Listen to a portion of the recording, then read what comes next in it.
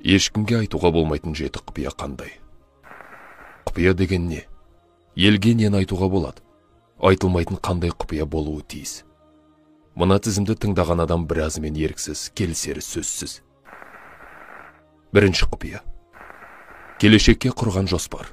Жоспар толыққанды орындалмайынша, ол туралы тіс жармау керек. Адамның кез келген ойы бастапқыда әлжуаз болып тұрады.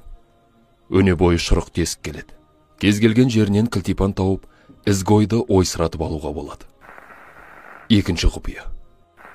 Қайырымды істер туралы ешкімге айтпау. Қайырымды іс жер бетінде сирек кездесетін құбылыс. Сондықтан оны көздің қарашығындай сақтау керек. Өзіңізді жақсылық жасағаныңыз үшін асыра мақтамаңыз. Мақтау адамды тәкаппарлыққа тез ұрындырады. Үшінші құпия. Тақуалығыңыз туралы көпшілікте айтпау. Тамақ, ұйқы, күлкі, төсек қатынасына қатысты шектеулеріңізді ешкімнің білмегені жөн. Тәннің шектеуі көңілдің тақуалығымен үйлесе ғана пайдалы. Төртінші құпия. Жасаған ерлік, батырлық туралы үндемеу. Әр адам күнделікті сан алуан оқиғаларды бастан кешіреді. Біреу білектің күшімен жеңіп жатса, біреудің ақылы асады. Күшпен жеңген адамның ерлігі тез бағаланады. Ішкі арпалысты ешкім байқай бермейді. Сондықтан ол үшін ешкім марапат бермейді. Бесінші құпия. Рухани жетілу туралы айтпау. Рухани байлық тек сіздікі. Оны ешкімге айтып абырой жинай алмайсыз. Айналаңыздағы адамдардың шын мұқтаждығын көрсеңіз ғана шет жағасын айтыңыз.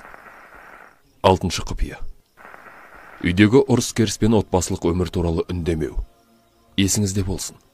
Отбасыңыздағы ұрыс туралы неғұрлым аз айтсаңыз, оның ынтымағы берік бола түседі. Ұрыс араласу барысында жиналып қалған зиянды қуат.